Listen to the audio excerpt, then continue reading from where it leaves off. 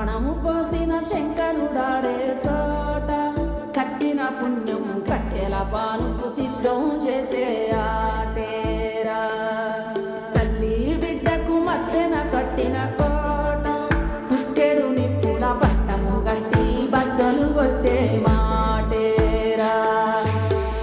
కన్న పేరు సంబంధమే కోరుకున్న ఆనందమే కొరిమితోటి తీర్చగా వచ్చే ఈ పాశం